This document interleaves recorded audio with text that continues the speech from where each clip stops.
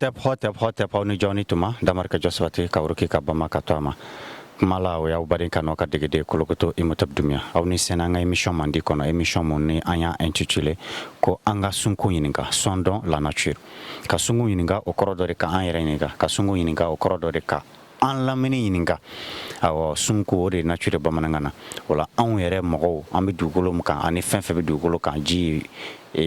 chien ta bogo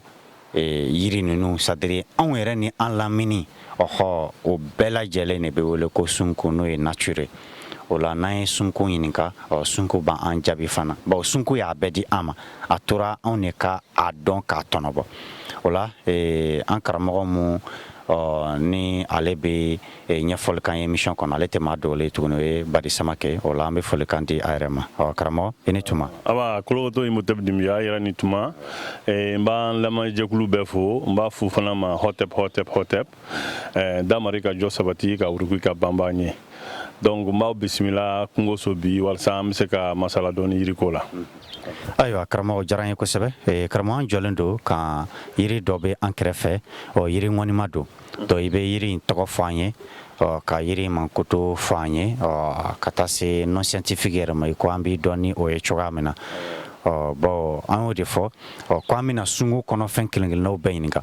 o labi amina ni yiri ngoni mayininga ibe yiri toko fanye aywa yiri min na nalembe alaje bi yiri ni anyechi chaman dolindo nga anyechi bela belebele ya den de be fere bamago nango ma ko zegene an fle zegene sunde krefe zegene sun mendo abulu kejo ya fle ngoni mando yiri do mi se ka janya ka se metri tan yoma zegene abulu ade afere angoni abeba nyekoro yambi tu vous quoi de ma Nazarao ko le datier du désert emaye ni ko le datier du désert mo do hagli bitan tamarola o tede ni zegene de koy bon au non scientifique nous o diebe be makan science ka wele non scientifique dola ambo wele ko balanites a Egyptiaka ni yo la main ibaye ka foko Egypte torobola a Egyptiaka donc ni balanites a Egyptiaka de nango mako zegene balanites c'est-à-dire que adembina fo kulugutu ni ya dendun abeke iba foko ako geleman do iba foko kabakuru yere kuma dola mais deni denwere bokono ka kla ka farada o fanaka donc a balanimates yoro yoye donc a Egyptiaka o koroka bora Egypte jamana iba fo munu ye toinda olu ya yero folomna o kera Egypte jamana no andama fo mako ko misra jamana olu ko amolo ko balanites a Egyptiaka c'est-à-dire ko kulugutu mumbi Egypte ko ala yiri mi na be den kulugutu ko lenindi ni tuluma be bo akono sari fenchaman glone do balanites nina ka soro ka fo ko o mi me bo Egypte ko o yiri de fleni. Voilà, donc anga Sahel Kungo luwa ma désert o yiri nyuma bado de fleni amena kuma min kabi yiri ngoni mamundo comme yira fa choga mena o an woni ba sumu korsu akaja ba ere jolendo sori sans fait mais malgré ça yiri fana ba sans fait bon andu nyamba la adene do bon anyambi fere la e kofetaina bon adun ali la don bebala voilà je crois que la don do ere flanc refe donc amna klaka gere o fana la donc e bi se ka mone fanye yiri yere mankudula no zegene aywa zegene nya fo na to mina zegene ni ya takalaje ani anga kuma deminga suru nyogona ama fo do de amba fo de walsa mo de ku hakli toala ni ko isengena amba fo ta zegene boy ka mo isengena ta zegene boy ka mo fa werete go abi kono magayadi aya me ni mo min kono magayara o be banago ta soro noyala iba yo oti doucement te goya mo min kono jalendo ka fo ko ay clé fla clé saba clé nani ke ama bana ko soro ibi ta soro ko were bi kan atigi ni so be goyadi abe segen fana fatigi sadri segen bambala bo kono jabo bla mo kono jabo bla mo la de kramo etunye dofo kono jako kan ko abe se kanani occlusion intestinale donc zegene bi se ka fana bashi quoi zegene bi se ko bashi ka kumbe bari anya photo mina dumuni famo febe do farkolo la abema dabo akatoyi an b'a fɛ ka fɛn dɔ de ta ka bɔ a la barika de don bon ni mɔgɔw ko ma vitamine ni protéine ni fɛn ninnu nka barika yɛrɛ de don i bɛ fɛn min dun dɛ i b'a barika de nɔfɛ i b'a fanga de nɔfɛ i b'a fanga de nɔfɛ donc sisan i b'a fɔ gɔlɔ min dɔ n'o énergie dɔ de b'a la e mago bɛ ka mun transférer i yɛrɛ la e fana farikolo bɛ balo ni o ye donc n'i y'a mɛn ko an sɛgɛnna an bɛ effort fourni an bɛ se ka nin kɛ an bɛ se ka nin kɛ énergie dɔ de b'an farikolo la mun bɛ se k'a kɛ bon énergie in fana toujours ka a ressourcer ka ravitailler o bɛ kɛ ni nin fɛn dumuni nin o bɛ kɛ ni dumuni de bon o dumuni yɛlɛmani dɛ nɔgɔya la ka o fɛn ninnu sɔrɔ ni ka a labɔ a ɲaga bɔ farisogo la walasa fari k'a yɛrɛ sɔrɔ o bɛ kɛ ni zɛgɛnɛ ye zɛgɛnɛ n'i bɛ zɛgɛnɛ mugan ne yɛrɛ bɛ mɔgɔw dɔn maakɔrɔw minnu san 80 sanfɛ u tɛ wuli k'u ka sɔgɔma baaraw kɛ n'u ma zɛgɛnɛ dajilen fila ta ka bila da ka mugan ka sɔrɔ ka don ɲɛgɛn na a b'a fɔ an bɛ furudimi mun fɔ a bɛɛ ni kɔnɔja sen bɔ a la a tɔ b'a dɛ n'an ye baro ta a ɲɛma yɛrɛ zɛgɛnɛ bɛ furudimi kunbɛn bari a b'a to i bɛ dumuni yɛlɛma mais zɛgɛnɛ bɛ tension kunbɛn n'o ye joli dɛsɛ ni fɛn ninnu ye anémie zɛgɛnɛ bɛ sɛgɛn kunbɛn o yɛrɛ la n bɛ taga o kama parce que zɛgɛnɛ ni n sɛgɛnna de gunnen don ɲɔgɔn na kosɛbɛ kumaden n'an ka yɔrɔ la bon zɛgɛnɛ fana bɛ sunɔgɔbaliya a b'o kunbɛn bari ni i kɔnɔ jalen don n'i tɛ k'i yɛrɛ sɔrɔ i tɛ lafiya i tɛ sunɔgɔ ka ɲa donc fɛn caman de b'a la donc n'i ko k'i bɛ zɛgɛnɛ ta sisan k'a ɲɛci fɔ anw b'a san k'a mugan anw b'a daji k'a mugan anw b'a don di la k'a min parce que a bɛ nin fɛn ninnu bɛɛ de kɛ bon min filɛ an ɲɛkɔrɔ nin ye an bɛ se k'a ta kelen kelen n'i ye zɛgɛnɛ bulu ta sisan an b'a dɔn ko zɛgɛnɛ bulu bɛ kɛ sagasaga ye o b'a susu k'a tobi ji fɔlɔ o b'o bɔ a la o ye fura ye mais ɲaga nin o bɛ kɛ nan la tuguni k'o kɛ sagasaga ye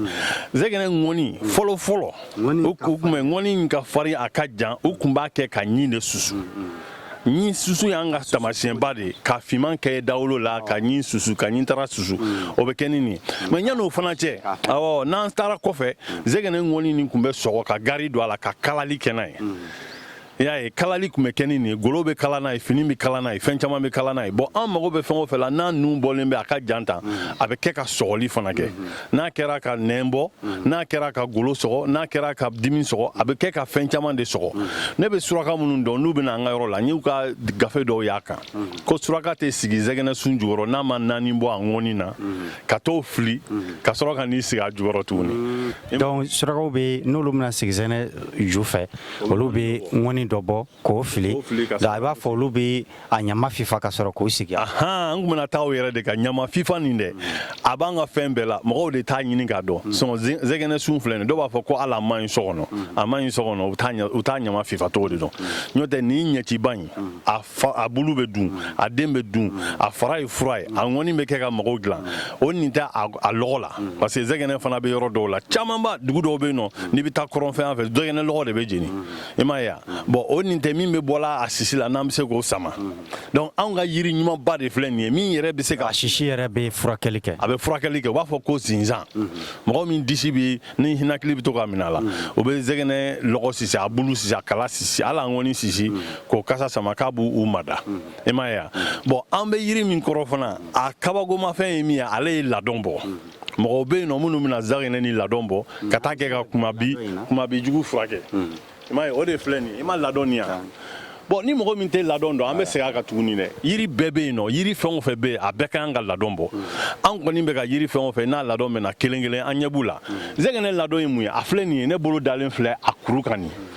o kɔrɔ ye jumɛn ko kɔnɔnin dɔ bɛ yen a nana sigi nin yiri kan ka bo kɛ ni nin ladɔn den a la o falenna bolo kan yiri wɛrɛ de falennen filɛ yiri wɛrɛ kan u b'a fɔ tɔw kana ko gi u b'a fɔ ko gi bon tubabuw fana y'u kanto ma ko parasiti de don ko nin yan ko nin ka kan ka faga ka bɔ yen de nka anw fana b'an ka laadala ko kalama an b'a dɔn k'a fɔ n'i ye yiri bɔtɔ yiri wɛrɛ kan sebaga dɔ de b'a bolo bon an ko de ko sungu t'a yɛrɛ sɔsɔ la nature ne se contredit pas donc si la nature permet ça ça veut dire que a mago de fana bɛ yen kosɛbɛ ne tɛ sɔn ka ladɔn ninnu tigɛ ka ne ye ko n bɛ yiri ladɔn tigɛ ko parce que k'a bɛna yiri faga ne t'o kɛ dɛ ne bɛ yiri ladɔn tigɛ a dama a seko n'a dama yira bɛɛ yira walasa an ka se ka a tɔnɔ sɔrɔ bon ni ladon min filɛ u bɛna nin bɔ k'a kɛ ka kumabi jugu kɛlɛ dɔw yɛrɛ ko k'a bɛ taa fo fa furakɛli la y'a ye o de ladon filɛ nin bon zɛgɛnɛ tulu fana recherchelen don kosɛbɛ mɔgɔw b'a ɲini bari tulu bɛ kɛ ka mansinba minnu n'u bɛ mara san caman zɛgɛnɛ ladon zɛgɛnɛ tulu de bɛ kɛ olu la parce que o mansin n'a fɔ mansin sugu jumɛn i b'a fɔ n'i taara sisan nɔ église de taalen horloge ba ninnu minnu bɛ jamana kɔnɔ i bɛ horloge dɔ don san 50 san 60 san 100 san 200 a bɛ sonné a bɛ mankan bɔ o ye fɛn mɔgɔ chinois fana ka temple ninnu na u ka horloge belebeleba ninnu zɛgɛnɛ tulu de bɛ k'a la ko tulu tigɛta tɛ a bɛ san tulu tɛ tigɛ quoi a tɛ tigɛ k'a tɛ tigɛ donc nin b'an ka jamana kɔnɔ yan nɔ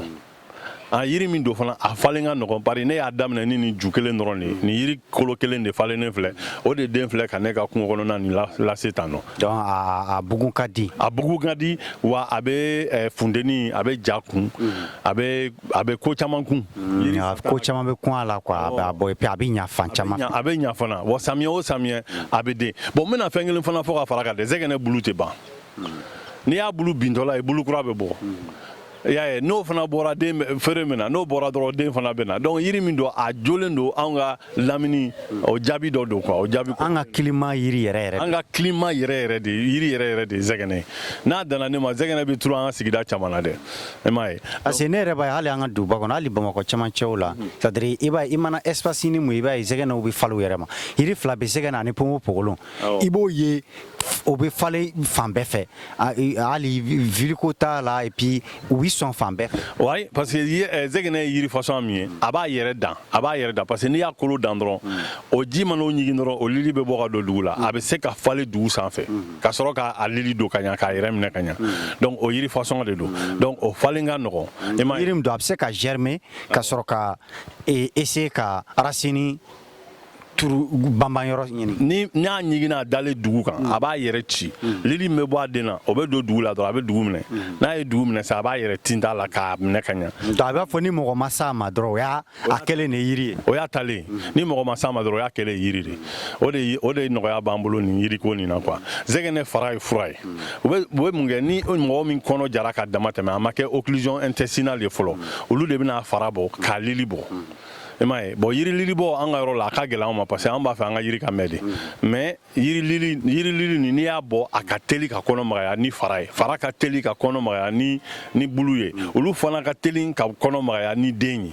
i m'a ye bon sisan anw fana bɛ min jateminɛ a la ni zɛgɛnɛ b'i ka yɔrɔ fana na didenw bɛ na ka na sigi a feere na ka sɔrɔ k'a feere ta k'o kɛ ka di dilan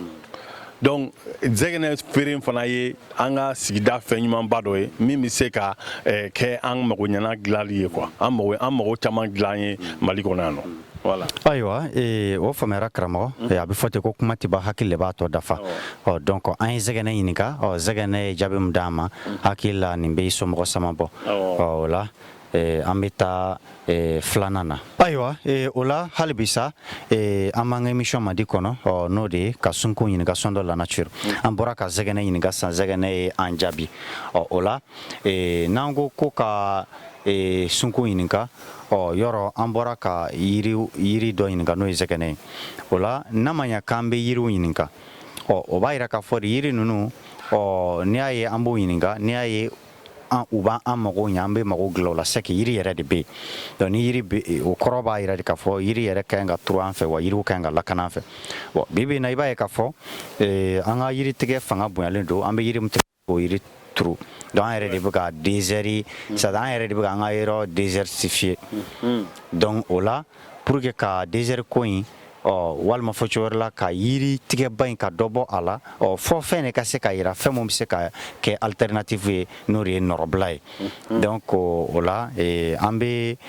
na o fɛn dɔ de yira bi n'a bɛ fɔ o ma faransikan na ko réflecteur réflecteur bamanankan na an b'a fɔ ko kandolan kandoli o de ye réflexion ye bamanankan na réflexion ani fɛn tɛ kelen ye dɛ pensée tɛ kelen ye dɛ nin yɔrɔ la tubabukan na et réflexion B et réflexion B et réflexion en optique de kono physique domaine de kono nala o réflexion sur jumé c'est-à-dire fin mana jo fin do kan aka dévier ka ta fin reka iba fosa yelen ka jo ka yelen ni yelen jo et fin nou len do kan o yelen aba fando la segin o la segin ni de a forum o réflexion ine kodo mais miri walma tasi côté de voilà réflexion do o yele ka jo fin do kan o fin ka o yele dévier ka ta fan ref e ba fo na ya joni dumare clé koro o ibe o dumare jo ko ka iba soro ibe yele ye ko kan mais dumare yere yele te dumare clé yele ne dévier o la o phénomène inde o de ko do amba fo bamananga na ko kandoli o la fem bise ko ke fem dilana o kama amba fo ko kandola no reflecteur wala karamo ambi bolo aywa ne koni ya awele kana walsa ka kandola ni yirawla muna bari ne yiri marala de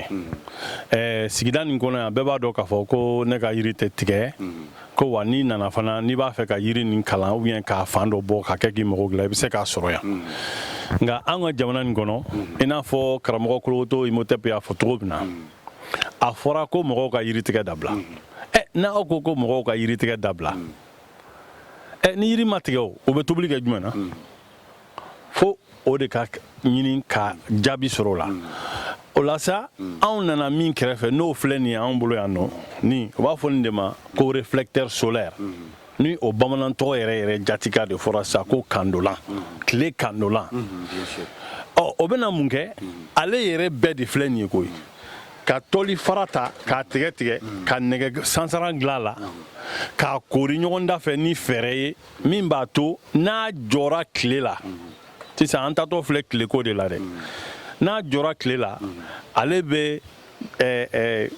kandolan de do a bɛ tileja de fa a bɛ fɔ ale bɛ tile funteni de kando k'a kando c'est-à-dire ka a fanga bonya cogoya la cogoya min i bɛ se k'a tɔnɔbɔ kosɛbɛ o de filɛ nin y'an bolo i bɛ se ka n'i y'a mɛn ko ta an mago min bɛ ta nɔfɛ an bolo o ye funteni in de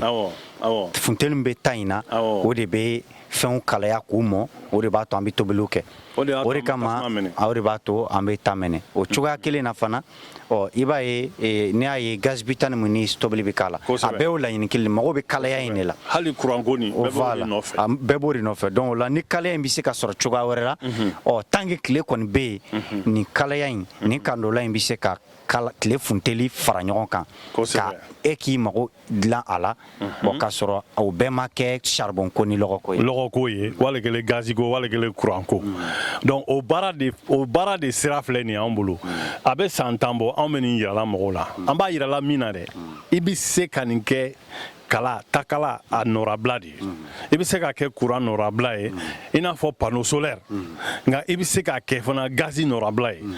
bari ni nɛgɛ ani tɔli nin ka a sogolo nin togo la dɔrɔn n'i y'a mabɔ sa i b'a ye an b'a dayɛlɛ dɔɔni a dayɛlɛ tora a ja bɛ kɛ dugumala la i m'a ye o de mana kɛ dugumala la an b'a jate nin fɛ ni a nana tile nin ma dɔrɔn i b'a ye ja nin a bɛna nɔrɔ nin tasa nin ni o ye u b'a fɔ cogo di minan i y'a ye a bɛna nɔrɔ o de la quoi n'a nɔrɔl'o la dɔrɔn awɔ inox tasa de don nin yɔrɔ in de ye tobili kɛyɔrɔ yɛrɛ ye voilà parce que nin bɛ bɛn cɛmancɛ ma à peu près n'i y'a fɛn ka ɲa i m'a ye a bɛ ka nale ɲɛfɛ cogo min na ja bɛ nale voilà i m'a ye nin nɔrɔlen filɛ nin kan cogo min na o kɔrɔ sisan ko tileja in kandolen don k'a bɛn tasa nin ma ni mɔgɔ ma farati k'i tɛgɛ da tasa nin kan miniti damadɔ dɔrɔn a b'i jeni c'est vrai an yɛrɛ y'a essayer n'i ye bolo fɛn funteni yɛrɛ de ye e k'i tɛgɛ da tasa kɔnɔna la i k'a lajɛ bani non, c'est incroyable. Voilà, technicien, fana ka tila ka n'i tɛgɛ don a kɔnɔ. N'an tilala e b'a essayer. Hali ne tɛgɛ tɛ se ka to a kan. Nin kelen bɛ se i b'a fɔ furu. Yani tile k'a bɔ tan, ale tun ko sɛfan bɛ se ka yira nin kɔrɔ. O bɛ yira a kɔnɔ parce que a filɛ cogo min na nin. Hali sisan yɛrɛ a sigira a ti an y'a dayɛlɛ sisan a ti même n bɛ se k'a fɔ a ti 2 minutes bɔ. Déjà a ka kalan. Kosɛbɛ a kalamanba de filɛ nin ye sisan nɔ n'i ye sɛfan ci k'a kɛ nin kan sisan a ma se tuluko yɛrɛ ma i ka sɛfan bɛ mɔ i m'a ye wa donc tile ja kan i tɛgɛ da la. i m'a ye donc a bɛ o cogo de la ten ni tileja nin filɛ an y'a fara ɲɔgɔn kan dɔrɔn k'a bɛɛ tasa nin de ma a ma taa ɲini yɔrɔ wɛrɛ la donc sisan an ka dɔ bɔ lɔgɔ tigɛli la an ka yiri tigɛ to yen an k'a lajɛ an ka miiri kɛ an ka baara kɛ n'an hakili ye sisan sa an ka hakili da fɛn dɔw kan an ka nɔrabilaw sɔrɔ yiri tigɛ charbon ko ani gazi ko la bari tile filɛ nin ye k'a daminɛ sɔgɔma 11h wagati fo ka taa se 15h ma sisan fɛn o fɛn ye ja k'i mago b'o tobili la i bɛ se k'o kɛ ni nin ye a bɛ sogo tobi a bɛ sɛ tobi a bɛ jɛgɛ tobi a bɛ sɛfan tobi a bɛ malo tobi mɔgɔw yɛrɛ bɛ yen nɔ minnu sera ka foroko sansaraw dilanni nin ye dɛ u b'u ka fɛnw k'a kɔnɔ de ka taa ci la ka na mɔlen sɔrɔ donc an m'o kuma na depuis 100 ans ɲɔgɔn donc nin baara min filɛ nin ye hakilima baara de don anw y'a yira mɔgɔw la mɔgɔw y'u tɛgɛ da nin kɔnɔ o ma da la o sina k'u ɲɔngiri k'a dugumala lajɛ ka tila k'u tɛgɛ da la o ma da la tuguni ka tila k'u ɲɔngiri k'a dugumala lajɛ bari u y'a miiri ko suyako don quoi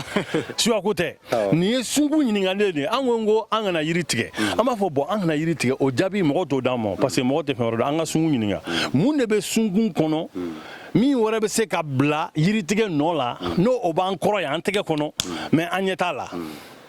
o de ye nin dɔ ye tile de y'o ye an b'a fɔ ko tile ma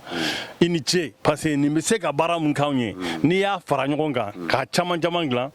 i b'a ye i mago bɛ dilan tobiliko ni fɛnw na k'a sɔrɔ i ma yiri tigɛ. bon i b'a dɔn kandoli in filɛ a bɛ nin bɛ se ka mɔgɔw dabali bɔ k'a sɔrɔ hali n'i y'a ye anw farikolo ninnu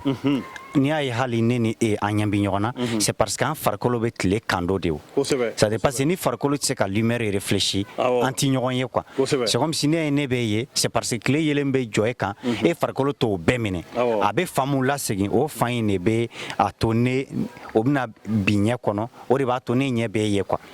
bon sisan sisan ni tile tɛ yen sisan n'an y'a jɔ dibi la an bɛ se ka ɲɔgɔn kuma kama an tɛ ɲɔgɔn ye bon n'o y'a sɔrɔ an farikolo tun ye fɛn ye fɛn minnu tɛ kandoli kɛ k'a bɛ tile yelen bɛ jɔ a kan a b'o bɛɛ de minɛ i b'a ye fana aw ti ɲɔgɔn ye parce que farikolo dibilen de bɛ kɛ kuma bɛɛ voilà donc ni fɛn o fɛn bɛ ye ɲɛ la i b'a sɔrɔ a fɛn bɛ kandoli de kɛ o kɔrɔ de yelen mun bɛ jɔ a kan a t'o yelen bɛɛ minɛ a bɛ fan dɔ lasegin o de y'a to a b'i ye donc mais nin na nin kandola in laɲini ye jumɛn ye ka fɛɛrɛ de kɛ tile yelen ni funteni min bɛ jɔ a kan a ka se k'o bɛɛ lajɛlen lasegin